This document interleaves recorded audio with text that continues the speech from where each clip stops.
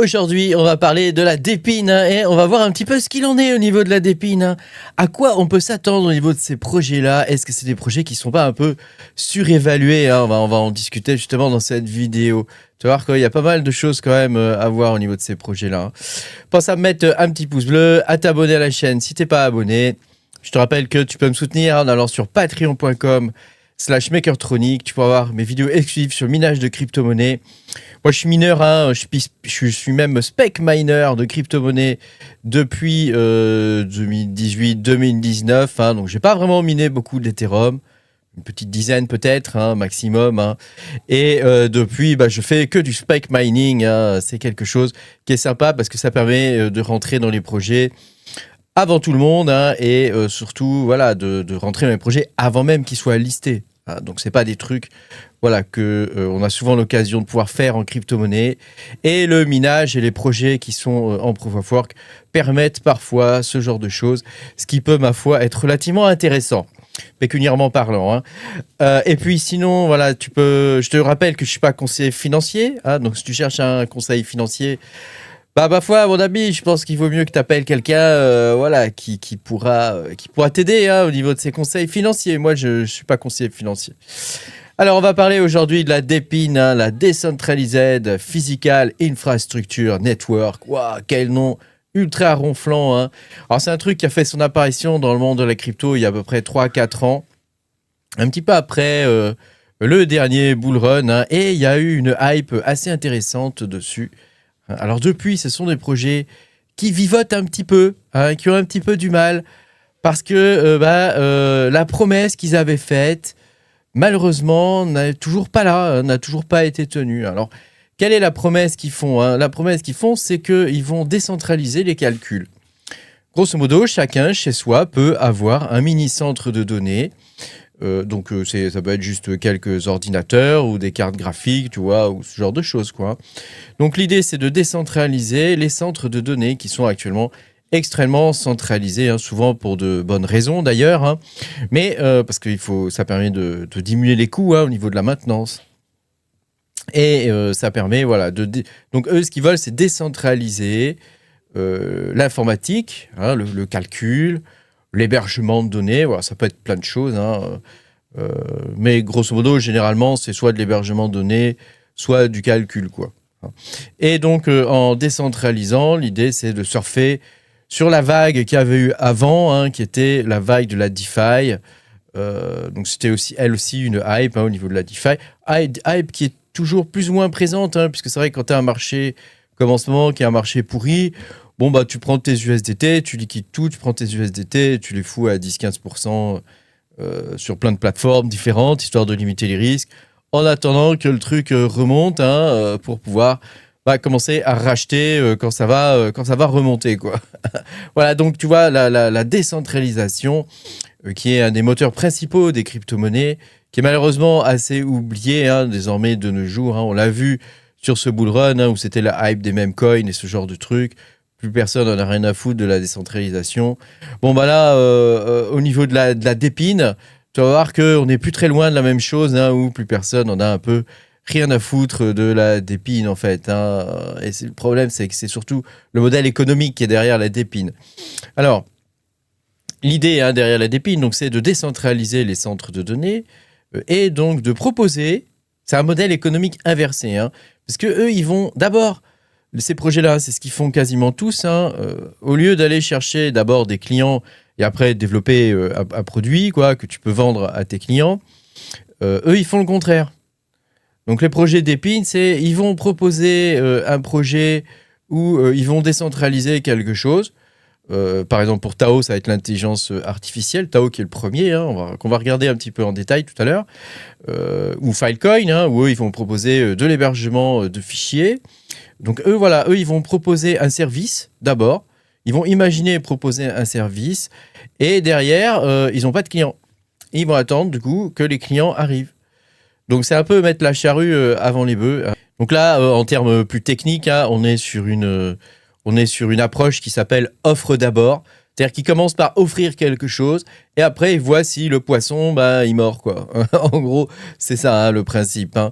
Donc tous les projets d'Épine, hein, ils fonctionnent aussi sur un modèle qui est le supply side first. Donc c'est souvent, on appelle ça le modèle inversé aussi en français, hein, ou flywheel inversé. Et donc je t'explique un peu le principe de fonctionnement, hein. Ils ont une tokenomique déjà qui est prioritaire, hein. Ce qui veut dire que les projets, bah, ils vont émettre des tokens et pour récompenser les fournisseurs, hein, de services, donc c'est-à-dire les mineurs, tout ce qui est hotspot, nœuds, tu vois, ce genre de choses. Et donc ça permet de bootstrapper l'offre, hein. Et pour le coup, bah, l'idée, voilà, c'est d'attirer les mineurs et tous ceux qui vont pouvoir fournir l'infrastructure, hein, avec cette tokenomique. Donc le client, lui, il va devoir acheter, hein, donc, il va devoir acheter donc, ces tokens, hein, déjà, ça rajoute une étape de complexification. Il ne peut pas juste aller payer pour un service X ou Y, hein. Et tout ça, ça se fait évidemment dans l'espoir d'une demande future du client, hein, sachant qu'actuellement, il n'y a pas de client, on va dire, quoi, hein. On va s'imaginer qu'il n'y a pas de client. Alors, il peut y en avoir peut-être quelques-uns. Habituellement, dès qu'il y a un client, il est hyper mis en valeur et on se rend tout de suite compte que c'est le grand client qui va faire vivre la plateforme, hein. Tu vois, c'est souvent comme ça, hein. Alors, il y a un risque majeur, hein, derrière tout ça, hein, parce que les investisseurs, pour le coup, une fois qu'ils ont compris le principe, ils vont devenir un petit peu plus précautionneux, tu vois, avant de rentrer dans ce type de projet, hein. Alors, il y a des projets quand même qui fonctionnent avec une demande qui est un peu plus organique, hein, qu'une demande qui est basée sur la hype du projet. Alors, je pense à IO.net, hein, qui fonctionne pas trop d'ailleurs, hein, lui, il fonctionne plutôt sur un demand driven, hein, c'est-à-dire que il va fournir les infrastructures à partir du moment où il y a de la demande, hein, et c'est pas une demande réelle et une demande payante, hein. Donc tu vois que voilà, c'est tout ça, c'est un frein à l'adoption, le fait de pas avoir de clients, pas avoir beaucoup de clients réels ou relativement peu, hein. Le secteur global, hein, au niveau de la Dépine, il est quand même pas mal dans la merde en ce moment, hein, parce que tu sais que avec le fait qu'il n'y ait pas eu vraiment d'alt season, bah, tous ces projets, même d'ailleurs beaucoup d'autres projets crypto, hein, ils ont énormément de mal à survivre parce qu'ils s'attendaient de pouvoir. C'est comme ça qu'ils fonctionnent, hein. Une fois qu'il y a la hype, une fois que le bull run est là, eux, ils peuvent vendre et donc récupérer de l'argent pour financer le projet.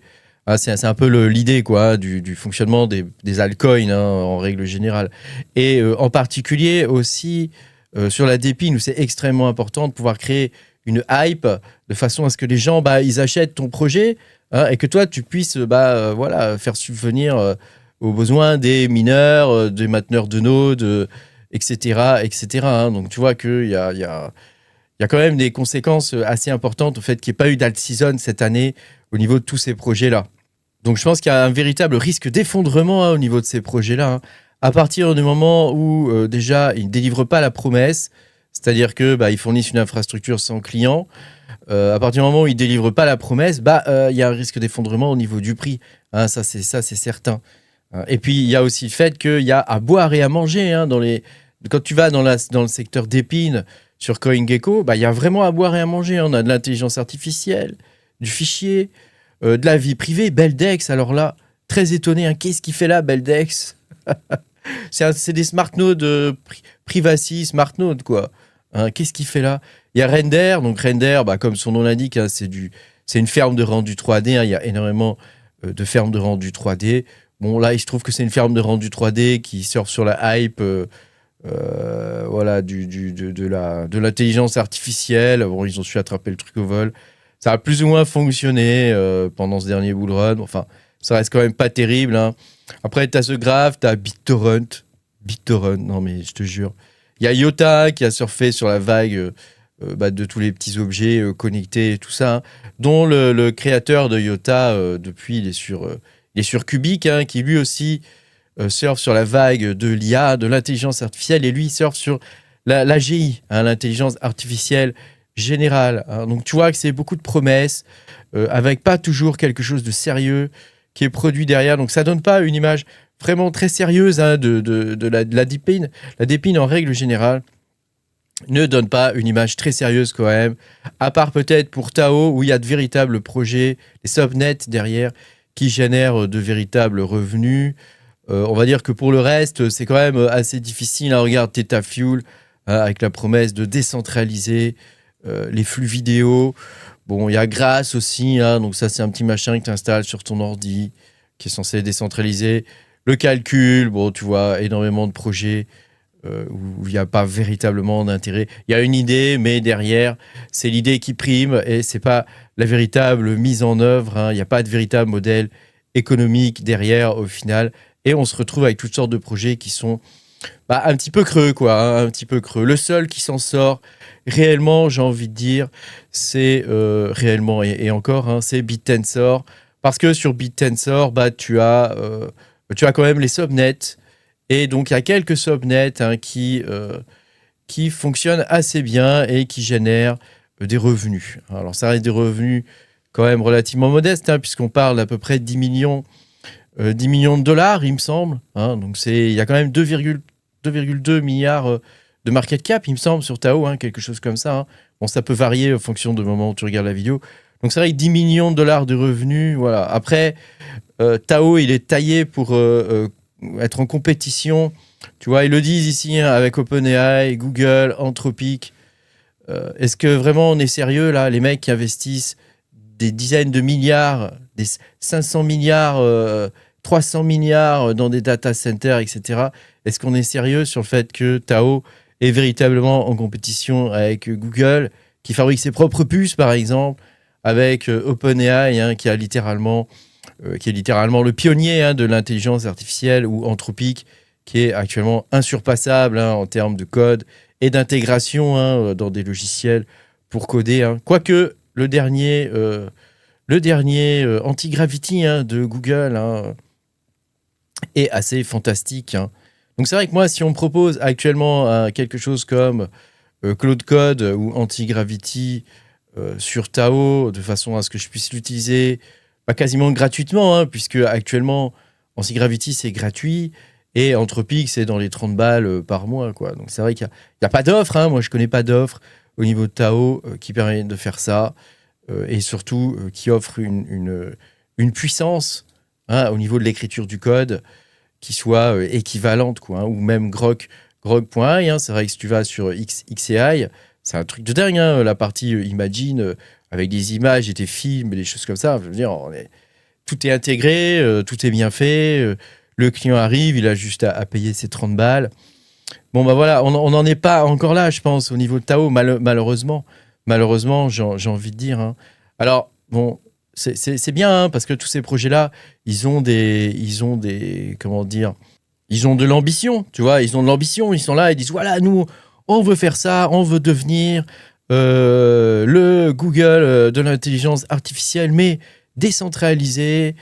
Voilà, tu vois le principe. Hein, donc bon, pourquoi pas, moi j'ai envie de dire, hein, c'est un narratif qui était intéressant, peut-être il y a quelques années, au tout début où ça a commencé, et où on pouvait y croire. Hein, on pouvait y croire, où malheureusement, avec leur système économique, avec une offre inversée, ça devient, moi je trouve que ça devient difficile d'y croire. Je trouve que ça devient simplement difficile d'y croire. N'hésite pas à me dire, toi, ce que tu penses de tout ça dans les commentaires de la vidéo. Ça, je lis tout le monde. J'essaie de vous répondre à tous. Et voilà, c'est ça une communauté. Hein. Merci à tous les gens qui me suivent depuis tant d'années. Hein. Merci à vous. Pensez à mettre un petit pouce bleu, à vous abonner à la chaîne si vous n'êtes pas abonné. Et je vous dis à bientôt pour de nouvelles aventures. Salut!